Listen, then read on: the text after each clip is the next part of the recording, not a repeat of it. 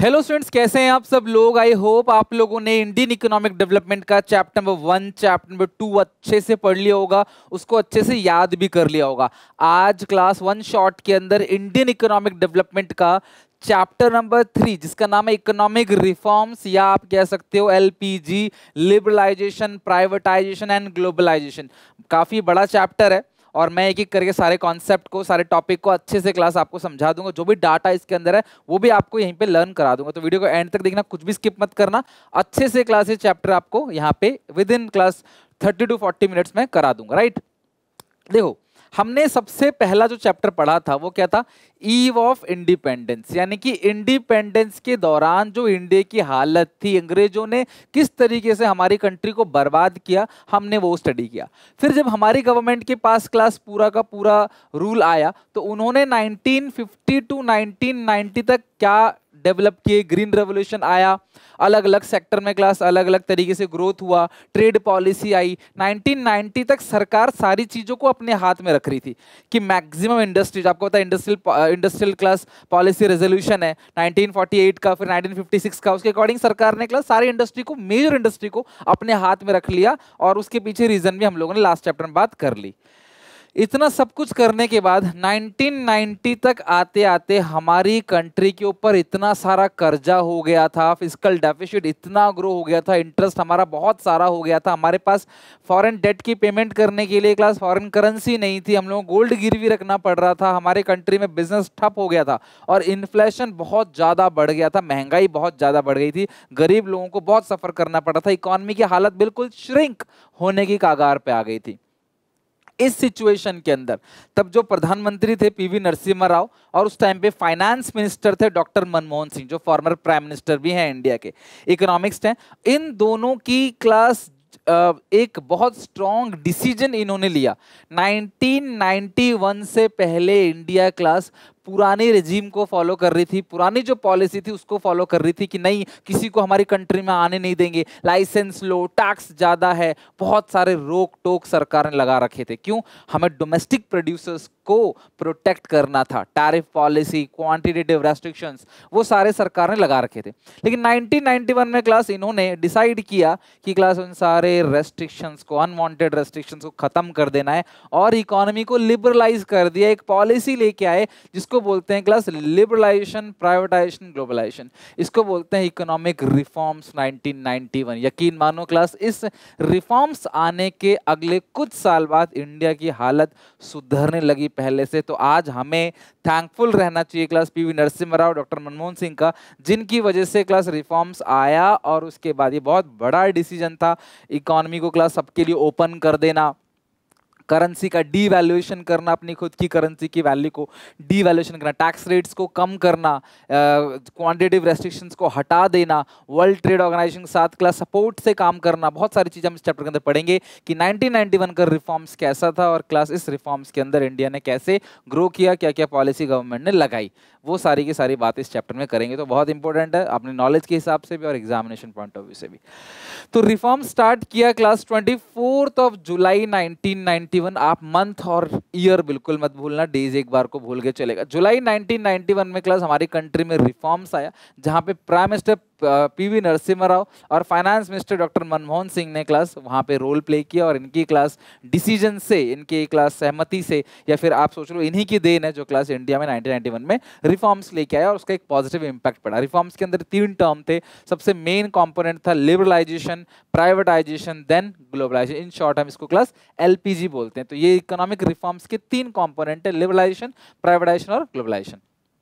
सवाल वही है, रिफॉर्म्स को लाने की जरूरत क्यों पड़ी? तो मैंने बताया था क्लास, राइज इन प्राइसेस, महंगाई बहुत ज्यादा बढ़ गई थी, इन्फ्लेशन इतना बढ़ गया था, छोटी छोटी चीजें भी महंगे महंगे दामों में मिल रही थी, जिसके लिए क्लास सरकार और नोट प्रिंट कर रही थी और गोल्ड को गिरवी रख के नोट प्रिंट कर रही थी। ऊपर से क्लास और ज्यादा महंगाई बढ़ रही, जितने ज्यादा नोट प्रिंट होंगे ना उतना ही ज्यादा क्लास महंगाई बढ़ेगा। तो राइज इन प्राइसेस, महंगाई बहुत बढ़ गई थी। एक सवाल आपके मन में बचपन से जरूर आया होगा, मैं कभी और आंसर बताऊंगा, किसी को पता तो कॉमेंट में मुझे बताना, कि यार हमारी सरकार के पास नोट छापने की मशीन है, तो आरबीआई दबादब दिन रात एक्स्ट्रा लेबर को लगा के नोट छाप के नोट उड़ा दे, सबको बांट दे 1 लाख रुपए या 1 करोड़ रुपए, जितना पैसा चाहिए सबको बांट के सबको करोड़पति बना दे आरबीआई। ऐसा क्यों नहीं करती? नोट छापने की मशीन आपके पास है तो। अगर एक शॉर्ट में आंसर दूंगा, फिर कभी होगा डिटेल में आप लोग रिक्वेस्ट करोगे जरूर बताऊंगा मैं। तो होता क्या है, अगर आपने ऐसा किया ना तो देश बर्बाद हो जाएगा, देश पूरी तरीके से बर्बाद होगा। इन्फ्लेशन इतनी तेजी से बढ़ जाएगा ना क्लास, आप अपने घर पे अगर पंखा ठीक कराने के लिए किसी बिजली वाले को बुलाओगे, वो बोलेगा भाई मुझे 2 करोड़ रुपए चाहिए आपके घर पे ठीक करने के। क्यों? क्योंकि मैं खुद करोड़पति हूँ, मैं तुम्हारे घर जाके पंखा ठीक करूंगा, तो भाई मुझे 2 करोड़। तो सबको अमीर बना देना भी कहीं ना कहीं प्रॉब्लम है कि सबको पैसा, हाँ अमीर बनाओ लेकिन कुछ काम करवा के, फ्री में नहीं। तो फ्री में पैसा नहीं बांट सकते।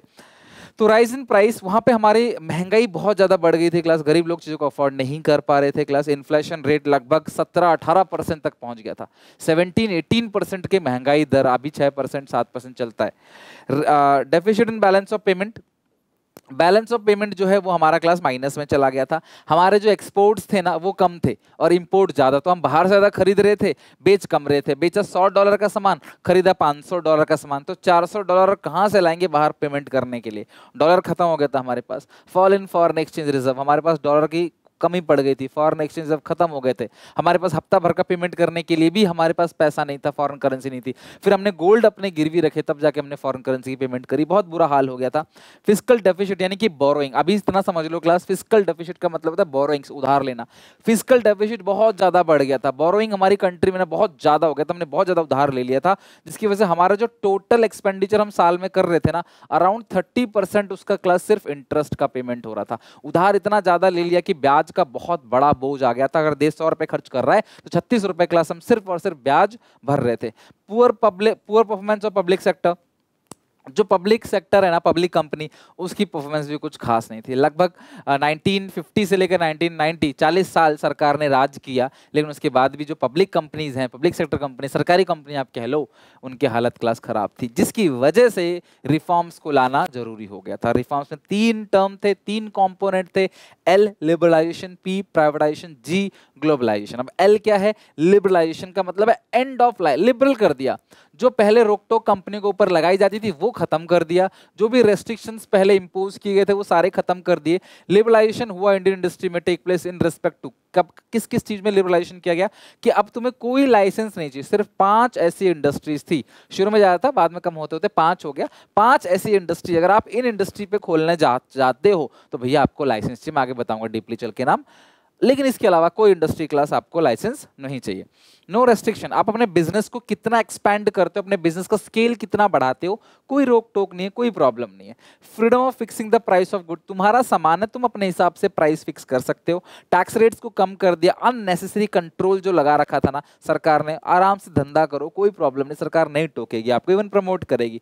इंपोर्ट एक्सपोर्ट का जो प्रोसेस है उसको भी आसान बना दिया ताकि हम पूरे वर्ल्ड से एक्सपोर्ट इंपोर्ट कर सके, पूरे वर्ल्ड के साथ कनेक्ट होके आगे चल सके। तो ये सारे पॉइंट्स थे किसके? लिबरलाइजेशन के अंदर। अब जो लिबरलाइजेशन हुआ उसका अलग अलग सेक्टर पे इंपैक्ट क्या पड़ा? जो लिबरलाइजेशन हुआ उसका सबसे पहला इंडस्ट्रीज पे क्या फर्क पड़ा? सरकार ने लिबरलाइजेशन किया, लाइसेंस खत्म किया, उससे इंडस्ट्री पे फर्क क्या पड़ा? Evolution of industrial licence, licence को खत्म कर दिया गया, लाइसेंस को क्लास बिल्कुल एंड कर देगा, भाई तुम्हें अब लाइसेंस लेने की जरूरत नहीं है। एबोलिशन ऑफ इंडस्ट्रियल लाइसेंस का मतलब है न्यू इंडस्ट्रियल पॉलिसी, एबोलिश मतलब समाप्त कर देता है system of industrial license for most of the industry. Under this policy no license are required for setting up new industry और for expansion of existing unit. तो शुरू में क्लास इन्होंने 18 इंडस्ट्री बोला था कि इनको लाइसेंस की जरूरत है, लेकिन बाद में से घटा के 5 कर दिया। उसके अंदर कौन कौन नाम है प्लीज कॉमेंट में लिख के याद करना, एक बार लिख लोगे तो वो हमेशा याद रहेगा। Liquor, cigarette, defence equipment, industrial explosive and dangerous chemical. तो अगर आप इन 5 चीजों में डील करते हो तो भैया इन 5 चीजों में अगर आप डील करोगे तो आपको इस 5 चीजों के लिए लाइसेंस लेना पड़ेगा, अदरवाइज आप फ्री हो, बिना लाइसेंस के भी काम कर सकते हो, सरकार नहीं टोकती। पब्लिक सेक्टर का रोल जो है ना वो कम कर दिया। आपने देखा होगा 1991 के बाद से, या फिर सुना होगा कि 1991 के बाद से धीरे धीरे सरकारी कंपनियां प्राइवेट कंपनियों के हवाले होती चली जा रही है। प्राइवेट कंपनी सबसे सारी चीजें आज प्राइवेट कंपनियां कर रही हैं, ठीक है। तो ज्यादातर चीजें क्लास जो है प्राइवेट कंपनी के हवाले पहुंच गया। D reservation of small scale industry, हमने पढ़ा था चैप्टर 2 के अंदर कि स्मॉल स्केल इंडस्ट्री को प्रोटेक्ट करने के लिए सरकार ने स्मॉल स्केल इंडस्ट्री के लिए कुछ प्रोडक्ट को रिजर्व कर दिया गया था कि भाई ये प्रोडक्ट जो है आप ही लोग बनाओगे और कोई नहीं बनाओगे। लेकिन 1991 तक आते आते सरकार ने बोला नहीं, इस प्रोडक्ट को कोई भी बना सकता है। कैपिटल गुड्स यानी कि मशीनरी को इंपोर्ट करने में सरकार ने कोई रोक टोक नहीं डाली, आप आराम से मशीनरीज को इंपोर्ट कर सकते हो। Evolution of restrictive trade practices, एक एक्ट होता था MRTP एक्ट 1969 का, उस एक्ट को खत्म करके क्लास कंपटीशन एक्ट 2002 बना दिया। MRTP एक्ट एक ऐसा एक्ट था, मोनोपोलीज रेस्ट्रिक्टिव ट्रेड प्रैक्टिसेस, एक ऐसा एक्ट था जहां पे जिस कंपनी की पास 100 करोड़ से ज्यादा के एसेट्स हैं उन कंपनियों को क्लास हर चीज सरकार से पूछ ही करना पड़ता था। तो बड़ी बड़ी कंपनियां जो लाखों लोगों को रोजगार दे रही है, आप उनको परेशान करोगे तो लाखों लोगों का रोजगार भी तो अफेक्ट होगा। तो सरकार ने क्लास उस एक्ट को भी एबोलिश कर दिया। डिटेल में देखते हैं। Decrease in role of public sector, सरकार पहले 17 इंडस्ट्री थी जो सरकार चलाती थी, आपने शेड्यूल ए के अंदर पढ़ा था इंडस्ट्रियल पॉलिसी रेजोल्यूशन में कि 17 ऐसी इंडस्ट्री जो सरकार चलाएगी। सरकार ने बोला नहीं, हम 17 नहीं चलाएंगे, अब 1991 के बाद हम 3 ही चलाएंगे, डिफेंस, एटॉमिक एनर्जी और रेलवे, ये इंडस्ट्री हम चलाएंगे, बाकी सब तुम करना, इसमें तुम नहीं घुस सकते। डिफेंस में हम तुमको नहीं देंगे, रेलवे हम तुमको नहीं देंगे, बाद में धीरे धीरे चेंज हो रहा है, बट फिलहाल के लिए क्लास जो आपके एनसीईआरटी में वो करा रहा हूँ। D reservation of small scale industry, छोटी छोटी कंपनियां था उनके लिए क्लास डी रिजर्वेशन कर दिया, उनकी लिमिट्स को बढ़ा दिया गया है क्लास स्मॉल स्केल इंडस्ट्री की लिमिट को। 2016 में स्मॉल स्केल इंडस्ट्री वो इंडस्ट्री थी जहां पे क्लास 5 लाख से जबकि शुरू हुआ था 50s में, 1950s में, और बढ़ाकर क्लास आज उसको आज भी 10 करोड़ है, 2016 के अकॉर्डिंग 1 करोड़ रुपए कर दिया। तो स्मॉल स्केल इंडस्ट्री जो है उनका इंक्रीज कर दिया, जो भी SSI थी स्मॉल स्केल इंडस्ट्री थी ना, उनका रिजर्वेशन खत्म कर दिया और क्लास अमाउंट को बढ़ा दिया। आप कैपिटल गुड्स को इंपोर्ट कर सकते हो, बाहर से नई टेक्नोलॉजी को इंपोर्ट कर सकते हो। ये रहा abolition of restrictive trade practices. According to Monopolies and Restrictive Trade Practices Act 1969, all those company having assets worth rupees 100 crore or more were called MRTP firm and were subjected to several restrictions. उनको काफी रोक टोक लगाया गया था कि जो ऐसी company जो मोनोपोली बना लेते हैं, सोचो 1969 में अगर 100 करोड़ की एसेट आपके पास है तो आप सोचो कितनी बड़ी, मतलब कितना बड़ा इन्वेस्टमेंट है। तो ऐसी कंपनियां जो होती थी क्लास जिनके 100 करोड़ से ज्यादा की एसेट्स है, वो मोनोपोली बना लेते थे कि भाई हम अकेले ही हैं, भैया हमसे ही लोगे और कोई नहीं है। आज अगर रिलायंस जियो मोनोपोली बना ले, बोले भैया जियो ही है, बाकी सारी कंपनी बंद हो गई, तो वो रिचार्ज 500 का हो 600 का हो आप खरीदोगे ना, मजबूरी बन गई क्योंकि वो अकेला ही है आपके पास और कोई नहीं है। तो ऐसी चीजों को क्लास सरकार, now these firms have not to be obtain prior approval, तो ऐसी कंपनियों की क्लास अब कोई प्रायर अप्रूवल लेना नहीं है इन्वेस्टमेंट करने के लिए, और MRTP एक्ट को बदल के कंपटीशन एक्ट कर देते हैं। MRTP एक्ट किसका है? 1969 का, कंपटीशन एक्ट 2002 का है। ये आप ध्यान रखना कि इनको पहले बहुत सारे परमिशंस लेने पड़ते थे, वो परमिशंस क्लास सरकार ने हटा दिए। लिबरलाइजेशन का इम्पैक्ट इंडस्ट्रियल सेक्टर पे क्या हुआ ये तो आपने पढ़ लिया। अब लिबरलाइजेशन का इंपैक्ट फाइनेंशियल सेक्टर पे क्या होगा। सबसे पहला RBI का रोल चेंज हो गया। रिजर्व बैंक ऑफ इंडिया पहले एक रेगुलेटर था जो नियंत्रण करता था, कमर्शियल बैंक पे कंट्रोल करता था, भाई तुम कुछ गलत तो नहीं कर रहे, रूल रेगुलेशन को फॉलो कर रहे हो कि नहीं कर रहे, प्रॉपर तरीके से काम कर रहे हो कि नहीं कर रहे, बैलेंस शीट पीरियड सही बना रहे हो नहीं बना रहे। सरकार ने इसको क्लास रोल चेंज कर दिया। RBI सिर्फ एक रेगुलेटर ही नहीं है, RBI फैसिलिटेटर बन गया, यानी reserve bank of India help करेगा कमर्शियल बैंकों को उनको ग्रो करने में। प्राइवेट सेक्टर फर्म्स बढ़ने लगे, बैंक्स, तो number of private sector bank जो है ना वो इंक्रीज होने लगे, प्राइवेट सेक्टर बैंक जो है काफी ज्यादा बढ़ने लगे। इस डिसीजन के बाद नए नए बैंक्स खोले जाने लगे देश के अंदर, और बैंकों में जो फॉरेन इन्वेस्टमेंट्स की लिमिट है ना सरकार ने वो भी बढ़ा दी, यानी कि आप बैंक में अगर कोई इन्वेस्ट करता है तो क्लास ज्यादा बड़ी 51% तक इन्वेस्टमेंट कर सकता है, यानी कोई इंडिया में बैंक बनाता है आके तो 51% तक की इन्वेस्टमेंट क्लास कर सकता है हमारे इंडियन बैंक्स के अंदर, राइट। फॉरेन एक्सचेंज रिफॉर्म्स, इसके अंदर क्लास एक ही 2 ही पॉइंट है क्लास जो आप ध्यान रखना है। फॉरेन एक्सचेंज रिफॉर्म्स के अंदर 2 रिफॉर्म्स लाए गए जो सुधार आया फॉरेन एक्सचेंज रिफॉर्म्स के अंदर। तो सबसे पहले इन्होंने क्या किया, devaluation of domestic currency. Domestic currency जो हमारी डोमेस्टिक करेंसी है ना उसको डी वैल्यू कर दिया 18-19%, यानी डोमेस्टिक करेंसी जो थी हमारी 18 से 19% तक क्या हो गया क्लास, डोमेस्टिक करेंसी की वैल्यू डी वैल्यू कर दी। देखो हमारी करेंसी की वैल्यू डी वैल्यू करने का मतलब क्या है, मान लो एक कंट्री $1 था 100 रुपए का, सरकार ने बोला $1 120 रुपए का हो गया, तो अब बाहर वाले हमारे यहाँ पे आएंगे $1 लेकर और 120 रुपए की शॉपिंग करके ले जाएंगे, तो बाहर वालों के लिए इंडिया से सामान खरीदना चीप हो गया, उनका $1 हमारा 120 रुपया, तो वो इंडिया से ज्यादा सामान लेके जाने लगे। इस बहाने हमारे पास ज्यादा डॉलर आने लगा, भले हमने अपना सामान सस्ता कर दिया पर कहीं ना कहीं तो पैसे आ रहे हैं ना हमारे पास, भले ही सस्ता है बट कहीं ना कहीं सेल मार्जिन कम है, बट कहीं ना कहीं तो हमारा डॉलर आ ही रहा है। तो सरकार ने क्लास अपनी करेंसी का डीवैल्यूएशन किया। इसे डीवैल्यूएशन इसलिए बोला क्योंकि इस काम को सरकार ने खुद किया, ये मार्केट में अपने आप से नहीं हुआ, इसको गवर्नमेंट ने किया, इसे उसको डीवैल्यूएशन बोलते हैं, 18-19% लगभग। और पहले जो मेथड था फिक्स मेथड, उसको हटाकर क्लास फ्लक्चुएटिंग मेथड कर दिया, यानी कि market determination of exchange rate, यानी कि जो फॉरेन एक्सचेंज रेट है वो सरकार डिसाइड नहीं करेगी, वो मार्केट डिसाइड करेगी। मार्केट में होने वाली जो डिमांड है और जो सप्लाई है वो डिसाइड करेगा क्लास की रेट क्या होगा फॉरेन करेंसी का। आज डॉलर का रेट लगभग क्लास 85 रुपीज के आसपास चल रहा है, कल को 90 भी होगा, पहले 40 रुपए 50 रुपए भी हुआ करता था। तो इसको कौन डिसाइड करता है? मार्केट। तो डॉलर की कितनी डिमांड हो रही है, कितनी सप्लाई हो रही है, उस फैक्टर पे डिपेंड करेगा कि एक्सचेंज का रेट क्या होगा, राइट। नेक्स्ट है टैक्स रिफॉर्म्स। अब आते हैं क्लास टैक्स रिफॉर्म्स के ऊपर। तो टैक्स रिफॉर्म्स के अंदर क्या हुआ, इन्होंने क्या काम करा, सबसे पहला रैशनलाइजेशन ऑफ डायरेक्ट टैक्स। जो डायरेक्ट टैक्स है ना क्लास, उसको रैशनलाइज कर दिया। एग्जैक्टली यार एक तरीके से अमाउंट डिसाइड कर लिया कि हाँ यार इतना टैक्स लगना है। तो पहले जो अनरीजनेबल टैक्स थे उसको खत्म करके उसको रैशनलाइज कर दिया। रिफॉर्म्स कर दिया इनडायरेक्ट टैक्सेस में, और टैक्स सिस्टम को सिंपल कर दिया, टैक्स प्रोसेस आसान कर दिया। टैक्स प्रोसेस आसान, डायरेक्ट टैक्स का रैशनलाइजेशन, और इनडायरेक्ट टैक्स को भी क्या कर दिया क्लास, रिफॉर्म्स उसमें भी लाए गए। सरकार का मेन मोटो था कि टैक्सेस को थोड़ा सा कम किया जाए ताकि लोग आराम से काम कर सके, अपना धंधा कर सके, उससे इकोनॉमी ग्रो करेगा। अभी अभी तो आज़ादी मिली है ना, कम से कम भाई 100-150 साल होने दो, अभी 100 साल भी नहीं हुए।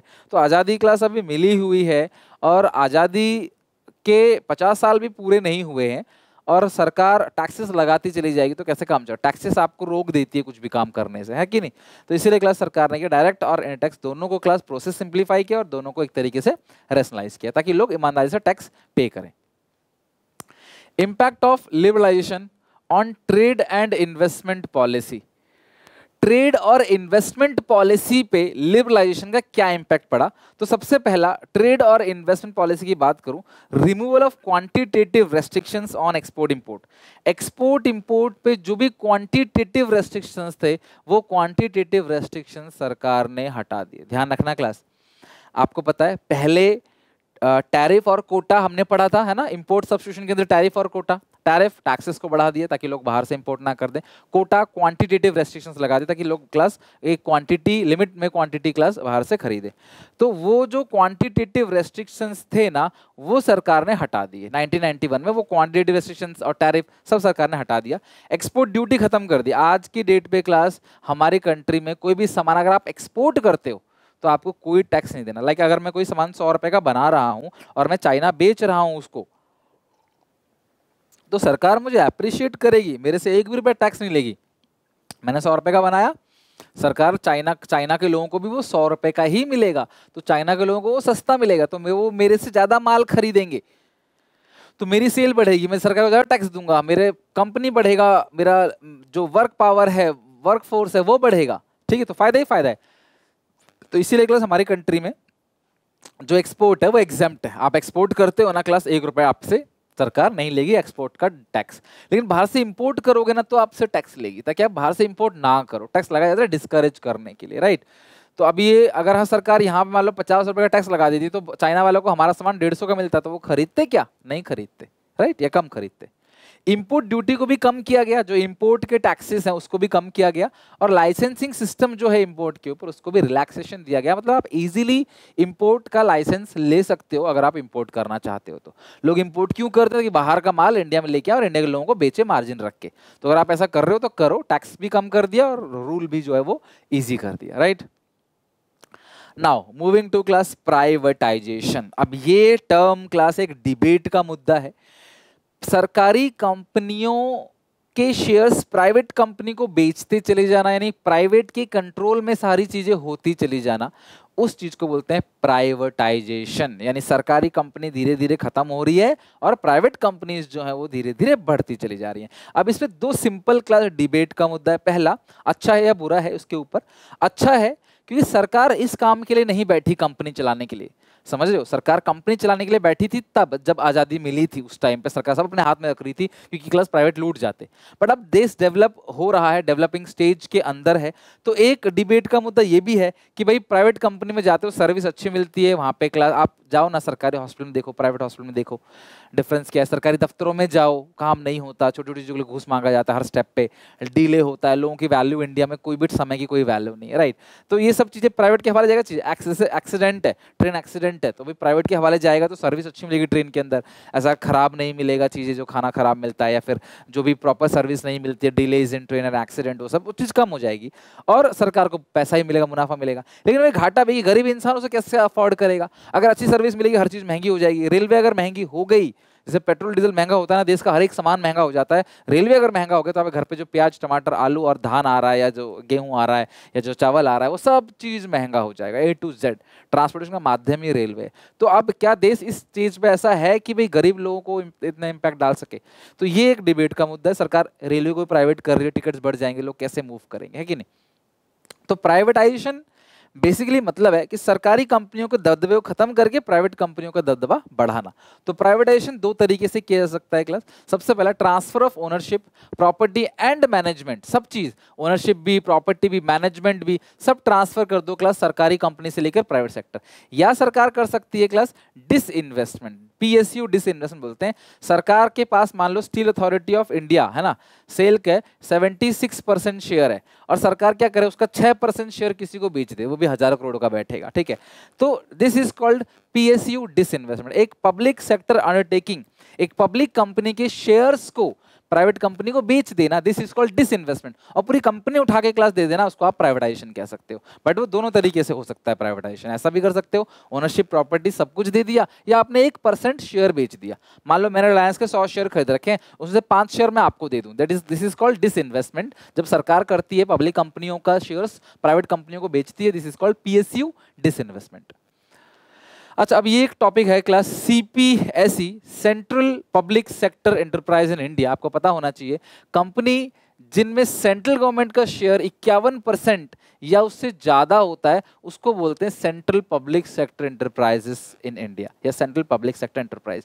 सरकार ने जो पब्लिक कंपनीज है उनको मोटिवेट करने के लिए कि भैया तुम मोटिवेट रहो और अच्छे से काम करो, सरकार ने कंपनियों की 3 कैटेगरी बना दी। सबसे टॉप क्लास की कंपनी है महारत्न। प्रेजेंटली 13 कंपनी, ऐसे नाम याद कर लो तो अच्छा है, 13 कंपनी महारत्न की लिमिट के अंदर आती है। मैं 2024 का डेटा बता रहा हूँ क्लास आपको। Including power finance corporation, IOCL, SAIL, भेल, GAIL, ONGC, BPCL, HPCL, NTPC, CIL है ना, कोल इंडिया लिमिटेड है ये। Power finance corporation, rural electrification corporation limited, power grid corporation limited. तो ये कंपनी है। अगर थोड़ा बहुत आ जाए ना, सेल, गेल, भेल, ये सब थोड़ा याद कर लेना बस, बाकी सारा इतना ज्यादा कंफ्यूज नहीं करे, बट हाँ थोड़ा बहुत याद कर लेना, मे बी कोई MCQ में आ जाए। नवरत्न के अंदर 14 कंपनी आती हैं, और उसके बाद मिनी रत्न के अंदर 73। तो सरकार की जो अच्छी अच्छी कंपनी की लिमिट है, इतना इन्वेस्टमेंट, इतनी एसेट्स, इतना टर्नओवर, उस बेसिस पे क्लास सरकार ने 3 कैटेगरी बना रखी है सेंट्रल पब्लिक सेक्टर एंटरप्राइजेस की, और जो इसमें आप महारत्न, नवरत्न और मिनी रत्न कंपनीज आती हैं, ठीक है। अगर ऐसा भी जो नवरत्न में है, कल को वो महारत्न में भी जा सकता है, कैटेगरीज लिमिट पार करके वहां ऊपर भी जा सकता है, ठीक है। लास्ट है ग्लोबलाइजेशन, अपनी इकोनॉमी को वर्ल्ड इकोनॉमी के साथ जोड़कर चलना, कि भाई हम लोग पूरे वर्ल्ड के साथ मिलकर चलेंगे, है ना। हम आपको सामान देंगे, आपसे सामान लेंगे, आपके साथ ट्रेड करेंगे, कोई रुकावट नहीं होगी, व्यापार करेंगे, सब लोग मिलकर पूरा ग्लोब रहेगा। This is called globalisation. Globalisation means integrating our economy with the world economy. 1991 से पहले क्लास सरकार कहती थी स्ट्रिक्ट पॉलिसी, इंपोर्ट नहीं करने देंगे, टैक्सेस लगाएंगे, टैरिफ लगाएंगे, क्वांटिटेटिव रेस्ट्रिक्शंस लगाएंगे। लेकिन ग्लोबलाइजेशन जब आया 1991 में, तो सरकार ने क्लास इंटरनेशनल ट्रेड को प्रमोट किया, और जो भी पहले पुराने रूल रेगुलेशंस थे उनको खत्म कर दिए। सरकार ने क्या किया, फॉरेन इन्वेस्टमेंट्स की लिमिट को बढ़ा दिया। अब फॉरेनर इंडिया में आके किसी भी कंपनी में क्लास इन्वेस्टमेंट क्लास कर सकते हैं, कई कई सेक्टर में 100% तक, और कई कई सेक्टर में 51% तक, ताकि आप मालिक रहो। 51% अगर आपके पास आ गया तो आप ज्यादा, आधे से ज्यादा शेयर के मालिक हो, तो आप ये कर सकते हो, कोई रोक टोक नहीं। आप इंडिया में आके अपना खुद का पूरा 100% शेयर रख के कोई धंधा करना चाहते हो, आप कर सकते हो। लॉन्ग टर्म ट्रेड पॉलिसी, अब बाहर वालों को डर रहता है कि हम बाहर से आ रहे हैं, ब्रिटेन से आ रहे हैं, चाइना से आ रहे हैं, US से आ रहे हैं, रशिया से आ रहे हैं इंडिया में बिजनेस करने के लिए, कल को सरकार बदल जाएगी 5 साल बाद, वो बोलेंगे तुम अपने घर जाओ, डर रहता है, तो सरकार ने लॉन्ग टर्म ट्रेड पॉलिसी बनाई ताकि उनका डर खत्म हो। ऐसी पॉलिसी में लंबे समय तक आप यहाँ पे आके कर सकते हो business. Reduction in tariff taxes कम किए ताकि क्लास उनको भी दो पैसा बचे, तभी तो धंधा करेंगे। बाहर से कंपनी इंडिया में आएंगी तो इंडिया में पैसा भी आएगा, इंडिया में रोजगार भी मिलेगा। वहाँ के वो अमेरिका से थोड़ी लेके आएंगे लेबर तो यहीं से लेंगे ना, या जो एम्प्लॉयज हैं। और जो भी क्वांटिटेटिव रेस्ट्रिक्शंस थे वो भी खत्म कर दिए, टैरिफ कम, क्वांटिटेटिव रेस्ट्रिक्शन खत्म कर दिया, प्रोसेस आसान कर दिया गया, लॉन्ग टर्म तक क्लास पॉलिसी बनाई गई और फॉरेन इन्वेस्टमेंट्स की लिमिट्स को भी बढ़ा दी गई। तो वही लिखा है, increase in limit of foreign investment. Foreign investments की लिमिट्स को कई सेक्टर में क्लास 100% तक कर दिया गया। एक एक्ट था फेरा एक्ट पहले ना, फेरा एक्ट को हटाकर नया एक्ट बना दिया गया, FEMA act, foreign exchange management act, ठीक है। और फॉरेन कैपिटल इन्वेस्टमेंट भी 40 से बढ़ाकर 51% कर दिया, और कुछ सेक्टर्स के अंदर क्लास फॉरेन इन्वेस्टमेंट्स 100% तक भी कर दिया गया। दूसरा लॉन्ग टर्म ट्रेड पॉलिसी, लंबे समय तक क्लास ट्रेड पॉलिसी बनाई, टैक्सेस को कम कर दिया गया और क्वांटिटेटिव रेस्ट्रिक्शंस को हटा दिया गया, ठीक है। तो इंडिया वर्ल्ड ट्रेड ऑर्गेनाइजेशन का एक मेंबर है और उसके अकॉर्डिंग क्लास WTO के अकॉर्डिंग आप किसी भी तरीके का क्वांटिटेटिव रेस्ट्रिक्शंस नहीं लगा सकते। तो 1991 से पहले जितने भी रेस्ट्रिक्शंस थे वो सारे रेस्ट्रिक्शंस को खत्म कर दिया गया, राइट। नेक्स्ट है आउटसोर्सिंग। अच्छा, आउटसोर्सिंग का मतलब क्या है? एक ऐसा बिजनेस प्रैक्टिस जहां पे एक कंपनी दूसरी कंपनी को, दूसरे इंसान को हायर करती है और उससे अपना काम कराती है। This is called outsourcing. जैसे मैं अपने वीडियो की एडिटिंग किसी और से कराता हूं तो मैं आउटसोर्स कर रहा हूं काम को, this is called outsourcing. India में लेबर सस्ते हैं, पढ़े लिखे लोग भी कम से कम रेट पे काम करने के लिए रेडी हो जाते हैं और बेरोजगारी बहुत ज्यादा है, जिसकी वजह से इंडिया एक आउटसोर्सिंग का हब बन गया। यानी बाहर कंट्री से कोई भी इंडिया में आता है और बिजनेस करने के लिए रेडी रहता है, उसका फायदा ही है। सरकार प्रमोट करती है, सस्ते में चीजें मिल जाती है और एम्प्लॉय जिसपे सबसे ज्यादा खर्च होना हर महीने सैलरी जानी है, वो भी कम से कम रेट में मिल जाता है। तो ये काफी फायदे की बात है। Outsourcing is a business practice in which a company hire another company or individual to perform task or handle operation. This service include call center, clinical class advice, teaching, coaching, accountancy, film editing. Outsourcing is one of the important outcome of globalization process. जो globalization हुआ 1991 में, उसका जो major outcome था वो outsourcing था। India एक famous destination बन गया आउटसोर्सिंग का MNCs के लिए। बाहर से बहुत सारी कंपनियां आती हैं क्लास इंडिया में, कॉल सेंटर्स बनाती हैं और वहाँ पे लाखों लोगों को रोजगार मिलता है। इंडिया का IT सेक्टर बहुत ग्रोथ हुआ है उस आउटसोर्सिंग की वजह से, राइट। चीप लेबर मिलते हैं क्लास, लो वेज रेट पे स्किल वर्कर भी काम करने को मिल जाते हैं, जिसकी वजह से BPOs, बिजनेस प्रोसेस आउटसोर्सिंग जो कॉल सेंटर बोलते हैं, वो इंडिया में क्लास बहुत पॉपुलर है। बाहर कंट्री से, कई कंट्री से इंडिया में आते हैं क्लास, और आप यकीन नहीं मानोगे, मतलब इतनी बड़ी बड़ी कंपनी है ना, मतलब बहुत ज़्यादा काम वो इंडिया को देती हैं काम करने के लिए, सस्ता पड़ता है उनको इसलिए।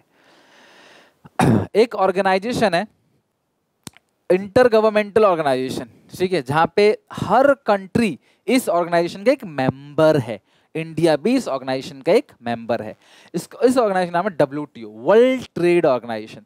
The WTO is an intergovernmental organisation that is concerned with the regulation of international trade between nation. दो देशों के बीच में जो इंटरनेशनल ट्रेड हो रहा है ये उसको प्रमोट करता है। The WTO officially commence on 1 January. WTO कब आया, डेट ध्यान रखना बहुत इंपॉर्टेंट है, 1 जनवरी 1995, 1995 1 जनवरी, रिप्लेसिंग WTO का जो पुराना नाम है वो था GATT, general agreement on tariff and trade, which commence in 1948। तो GATT कब आया, general agreement of tariff and trade, वो कब आया क्लास 1948 में।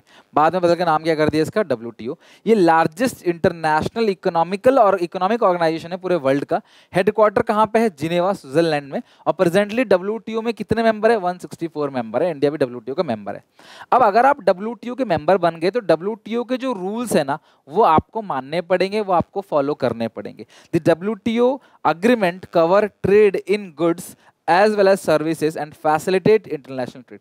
अगर आप WTO के मेंबर बन गए तो भैया किसी भी कीमत पे आपको WTO की बात रखनी पड़ेगी, इसके रूल्स एंड रेगुलेशन को फॉलो करना पड़ेगा, ये मस्ट है।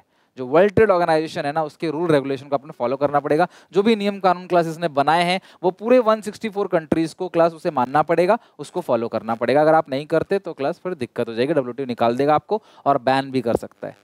तो WTO करता क्या काम है, क्या क्या फंक्शन परफॉर्म करता है? सबसे पहली फंक्शन, ये इंटरनेशनल ट्रेड में हेल्प करता है, टैरिफ हटाता है, नॉन टैरिफ जो भी बैरियर है, टैक्सेस और नॉन टैक्सेस बैरियर जितने भी है ना, टैरिफ और नॉन टैरिफ यानी क्वांटिटेटिव और क्लास टैक्सेस, वो सब हटा देता है कि आप बेमतलब किसी कंट्री के ऊपर टैक्सेस मत लगाओ, उसको रोकने के लिए।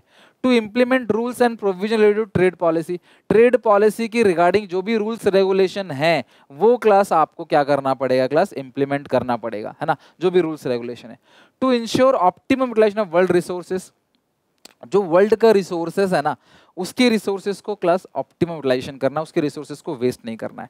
To protect the environment, environment को प्रोटेक्ट करना है। एक फ्रेमवर्क बनाना है कि काम कैसे चलेगा, फ्रेमवर्क कि काम कैसे चलेगा, अगर किसी का डिस्प्यूट है, दो देशों के बीच में कोई विवाद है, लड़ाई झगड़ा है, वो कैसे चलेगा। और कैरी आउट पीरियडिक रिव्यूज, और एक पीरियडिक रिव्यूज भी करना पड़ेगा ट्रेड पॉलिसीज का मेंबर कंट्री के साथ, मतलब हर एक पर्टिकुलर पीरियड पे आपको रिव्यू करना पड़ेगा कि हाँ हर कंट्री, हर मेंबर कंट्री अच्छा कर रही कि नहीं कर रही, कोई दूसरी कंट्री उसके ऊपर कोई बैन तो नहीं लगा रही, कोई टैक्सेस बढ़ाकर फायदा तो नहीं उठा रही। मतलब भैया तुम्हें ट्रेड बैरियर नहीं कर, व्यापार में रोक टोक नहीं होने चाहिए पूरे वर्ल्ड में। This is the main function of world trade organisation. जब ट्रेड दो कंट्री के बीच होता है उसको बोलते हैं क्लास बायलैटरल ट्रेड, पता होना चाहिए बस आपको।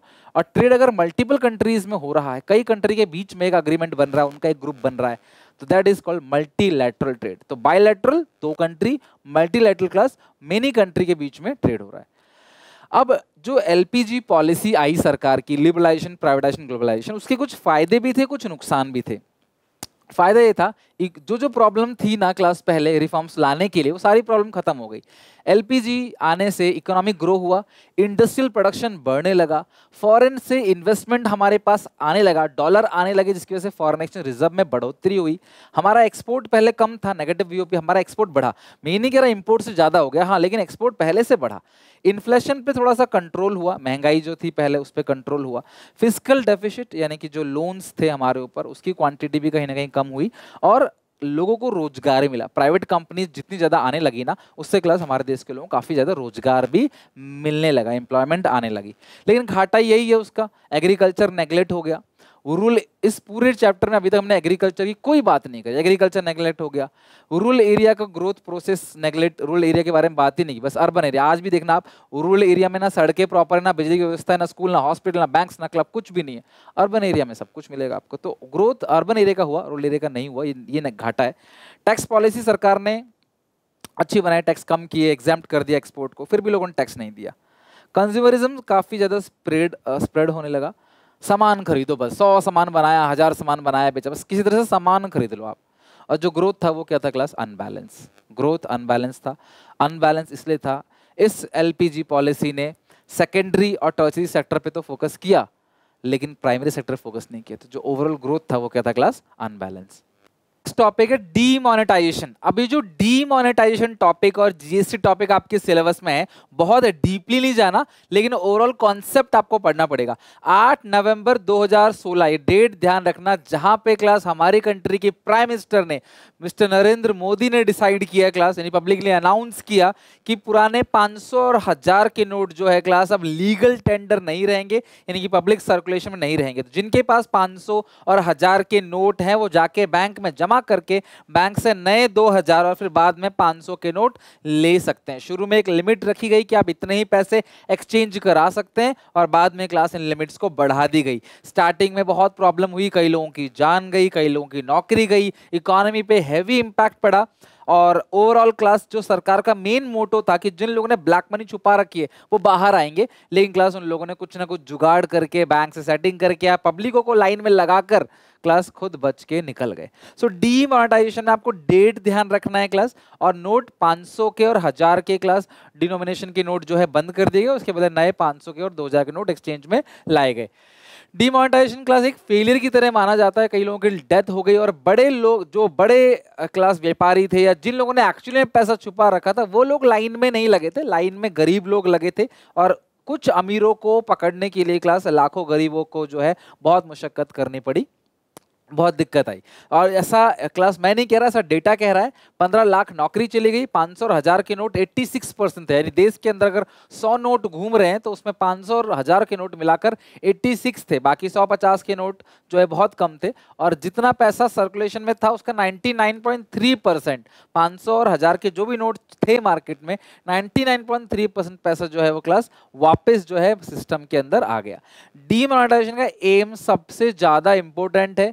एम क्या है क्लास? करप्शन को खत्म करना, to curb corruption and penalise for illegal activity, stop circulation of black money in the market, black money circulation का रोकना, prevent terror funding, terror funding को रोकना, टैक्स की चोरी जो हो रही है क्लास उसको रोकना, और कहीं ना कहीं कैशलेस इकोनॉमी को प्रमोट करना। लोग क्या करते हैं, ब्लैक मनी घूस लेते हैं और अनरीजनेबल पेमेंट जो लेते हैं वो कैश में लेते हैं ताकि सरकार को पता ना चले, और सरकार को टैक्स पता भी नहीं चलेगा कि आपकी इनकम है, उस सरकार को टैक्स भी नहीं देना पड़ेगा, तो टैक्स भी चुरा लिया, पैसे क्लास अपने घर पे इकट्ठा करके रख लिया, कैश में डील कर रहे हैं। तो इन सब चीज़ों को रोकने के लिए, इवन हवाला का पैसा जो देश से बाहर ले जाते हैं, टेरर फंडिंग जो आतंकियों को पैसा दिया जाता है वो सब कैश में दिया जाता है। तो इसीलिए क्लास पुराने नोट्स जो है उनको क्लास सरकार ने बंद करने का एम लिया। एम अच्छा था लेकिन इम्पैक्ट जो है वो इतना ज़्यादा अच्छा नहीं हुआ। बट हाँ, कुछ कॉमन इम्पैक्ट जैसे बैंक की डिपॉजिट्स बढ़ गई, कैश ट्रांजेक्शन्स कम हो गए, धीरे धीरे क्लास सरकार ने ऑलरेडी बैंक अकाउंट जो है वो खोल दिए गए, जनधन योजना के थ्रू बैंक अकाउंट खोल दिए गए, तो लोग धीरे धीरे डिजिटाइजेशन को प्रमोट करने लगे, ऑनलाइन ट्रांसफर यानी कि जो पेटीएम वॉलेट हो गया, फिर अलग अलग यूपीआई आपके थ्रू पेमेंट करने लगे। रियल स्टेट का प्राइस डिक्रीज हो गया बिकॉज कैश कंपोनेंट हट गया उसमें से। Rise in income tax collection, income tax collection बढ़ने लगा। Raise in indirect tax collection, जो और जो इनडायरेक्ट टैक्स कलेक्शन है वो भी क्या हो रहा है क्लास? बढ़ने लगा। कुल मिलाकर टैक्स बढ़ा, ट्रांजेक्शन्स बढ़ा, कैश ट्रांजेक्शन कम हुआ, व्हाइट में ज़्यादा दिखने लगा। ये सारे के सारे क्लास इम्पैक्ट थे डिमोनेटाइजेशन के। हमारा लास्ट टॉपिक इस चैप्टर को एंड करेंगे यहाँ, that is GST, goods and services tax. ठीक है क्लास, हुआ क्या? ये सबसे पहली बात, जीएसटी एक इनडायरेक्ट टैक्स है जो supply of goods and services पे लगता है। पास हुआ पार्लियामेंट में 29 मार्च 2017 और केम इनटू इफेक्ट आया 1 जुलाई 2017। सीए डे भी बोलते हैं इसको, सेलिब्रेट किया जाता है सीए डे। 1 जुलाई 2017 को क्लास जीएसटी इफेक्ट में आया।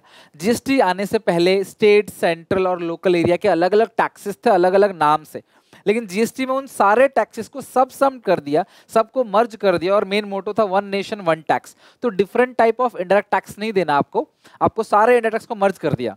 लाइक सेंट्रल सेल्स टैक्स है, वैट है, ऑक्ट्रॉय ड्यूटी है, तो अलग अलग जो टैक्सेस थे सबको जोड़ के बोला एक ही टैक्स है भैया, और वो है जीएसटी। अलग अलग रेट है इसका, कुछ चीज़ों पे टैक्स नहीं है 0%, कुछ चीज़ों पे 5% है, कुछ पे 12, कुछ पे 18 और क्लास कुछ पे 28% है। लग्जरी वाली जो चीज़ें हैं, ये जो डीमेरिट गुड्स है, उन पे 28% सरकार जीएसटी लेती है। इकट्ठा सारे टैक्स को मर्ज कर दिया, अब अलग अलग नाम से टैक्स नहीं जाएगा। जीएसटी स्ट्रक्चर 11th क्लास में पढ़ा होगा, बट फिर बता देता हूँ आपको। जो गुड सप्लाई और सर्विस प्रोवाइड में जीएसटी जो है, अगर आप सबसे पहले ही समझो, अगर आप with in the state, UP से यूपी में, एमपी से एमपी में, महाराष्ट्र से महाराष्ट्र में, सेम स्टेट में सामान बेचते हो, टैक्स मान लो 12% है, तो जिसमें से 6% सीजीएसटी है और 6% एसजीएसटी। सीजीएसटी मतलब central goods and services tax, SGST मतलब state goods and services tax. तो गुड्स सप्लाई और सर्विस प्रोवाइड जो है, अगर आप एक स्टेट के अंदर करते हो, विद इन द स्टेट, आप एक स्टेट के अंदर ही सामान की खरीद बेच करते हो, तो सीजीएसटी है 6% और एसजीएसटी कितना है? 6%। मैं एग्जांपल दे रहा हूँ, अगर 12% है तो 18 हुआ, तो 9 9 28 हुआ तो 14 14, 5 हुआ तो 2.5 2.5। तो अगर आप एक स्टेट के अंदर सामान बेचते हो, खरीदते हो, तो सीजीएसटी और एसजीएसटी लगेगा। आपने कोई बिल देखा होगा तो आधा आधा करके, सीजीएसटी @9%, एसजीएसटी @9%। ठीक है। अगर आप गए हो रेस्टोरेंट पे खाना खाने के लिए 5%, तो 2.5% का सीजीएसटी एसजीएसटी लगता है। अगर आप एक स्टेट से दूसरे स्टेट सामान बेचते हो तो उसमें क्या लगता है? आईजीएसटी, इंटीग्रेटेड, एक ही है, सीधा 18% वही, integrated goods and services tax. UP से महाराष्ट्र बेचा, राजस्थान से क्लास आपने पंजाब बेचा। तो अगर आप यूनियन टेरिटरी में सामान बेचते हो तो CGST, central goods and services tax, मतलब आधा सेंट्रल गवर्नमेंट ले जाएगी और आधा UTGST, union territory goods and services tax. मतलब सीजीएसटी का मतलब है central goods and services tax, यानी कि जीएसटी का वो हिस्सा जो सेंट्रल गवर्नमेंट रखेगी देश चलाने के लिए, और एसजीएसटी मतलब जो स्टेट गवर्नमेंट रखेगी, आईजीएसटी जहां पे दोनों अलग अलग स्टेट्स हैं, और अगर यूनियन टेरिटरी से स्टेट में बेच रहे हो तो क्लास यूनियन टेरिटरी का जो टैक्स लगेगा यूटीजीएसटी। राइट, तो ये स्ट्रक्चर आप थोड़ा सा ध्यान रखना। फीचर्स की बात करें, जीएसटी कॉम्प्रिहेंसिव टैक्स है, सारे टैक्स को मर्ज करके एक ही टैक्स बना दिया गया जीएसटी। और ये मल्टी स्टेज टैक्स है, हर स्टेज पे टैक्स लगेगा। मैंने बेचा आगे तो मैं टैक्स कलेक्शन करूंगा, फिर वो आगे किसी को बेचेगा तो वो टैक्स कलेक्शन करेगा, और अपना जो टैक्स दिया है उसे माइनस करके सरकार को जमा कर देगा। जैसे ए ने मान लो 1000 रुपए का सामान खरीदा और 100 रुपए टैक्स दिया, ए ने बेचा बी को, मान लो 1000, बी को बेचा 1500 का, तो यहाँ पे 150 रुपए टैक्स ले लिया इसने बी से, 10% मान लेते हैं, 100 इसने दे दिया था, तो 50 जो है वो सरकार को दे देगा। तो एक ही जेब से जो गया है सिर्फ और सिर्फ 50 रुपए टैक्स गया है, और पहले गया था 100, टोटल गया 150। अब ये पूरा 150 सरकार को नहीं देगा। मान लो बी ने आगे बेचा 2000 का, टैक्स कलेक्ट करेगा ग्राहक से कितना, 200 रुपए कलेक्ट करेगा ग्राहक से, और 150 ये पहले ही टैक्स दे चुका है, तो ये बी सरकार को अब सिर्फ 50 देगा। तो जीएसटी मल्टी स्टेज टैक्स है, हर स्टेज पे जितनी बार भी सेल हो रहा है हर स्टेज पे जीएसटी लगेगा। और वैल्यू एडेड टैक्स है, जितना भी वैल्यू ऐड किया जाएगा सामान में उस पर टैक्स लगेगा, वैल्यू एडेड टैक्स।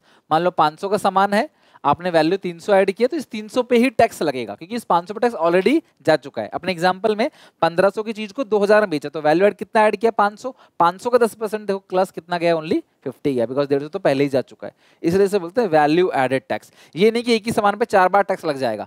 1000 का सामान था, उसको बेचा 1200, तो उस 200 पे ही एक्स्ट्रा टैक्स लगेगा, क्योंकि 1000 पे तो पहले ही लग चुका होगा। और ये डेस्टिनेशन बेस्ड टैक्स है, अगर मैं यूपी से पंजाब में सामान बेच रहा हूँ तो पंजाब की जो गवर्नमेंट है वो क्लास टैक्स चार्ज करेगी, ना कि यूपी की। तो जहाँ पे सर्विसेज कंज्यूम की जा रही हैं, गुड्स कंज्यूम किया जा रहा है क्लास, वहां पे उस स्टेट में टैक्स चार्ज किया जाएगा। एडवांटेज क्या हुआ जीएसटी आने से, टैक्स का प्रोसेस सिंपल हो गया। अलग अलग नाम से बहुत कंफ्यूजन होता था, कौन कितना चार्ज करेगा, एक ही बार चार्ज हो गया, सिंपल हो गया, ट्रांसपेरेंसी हो गया, बिजनेस करना आसान हो गया। टेक्नोलॉजी ड्रिवन है, यानी क्लास आप आराम से टेक्नोलॉजी को यूज करके टैक्स पे कर सकते हो। जो डैशबोर्ड है ऑनलाइन टैक्स पे करने का वो ईजी है। फॉरेन इन्वेस्टमेंट को अट्रैक्ट करता है, फॉरेनर भी देखते हैं भैया एक ही टैक्स है, अलग अलग नाम से, कोई कभी कल को कोई टैक्स आ गया, कोई टैक्स आ गया, नहीं एक ही है, जो भी है वो एक ही है, उससे फालतू कुछ नहीं देना। और क्लास जीएसटी आने के बाद इकोनॉमी ग्रोथ किया, क्योंकि क्लास लोगों ने टैक्स जो है टाइम से पे करना चालू कर दिया, ज्यादा टैक्स कलेक्शन बढ़ रही है सरकार की, और बिजनेस आ रहा है बाहर से, तो इकोनॉमी क्या हो रहा है क्लास, ग्रो हो रहा है। और इसके साथ ये चैप्टर पूरी तरह से खत्म हो गया। आई होप आपको क्लास थर्ड चैप्टर, काफी बड़ा चैप्टर था, बट होपफुली आप लोगों को पूरा चैप्टर अच्छे से लर्न हो गया, अच्छे से समझ आ गया। इसे याद कर लो, यहाँ तक पढ़ लो, अगली क्लास में नए चैप्टर पढ़ेंगे क्लास, और यहाँ तक जरूर अच्छे से पढ़ के याद करके आना, ठीक है। मिलते हैं नेक्स्ट वीडियो में, till then take care, bye bye.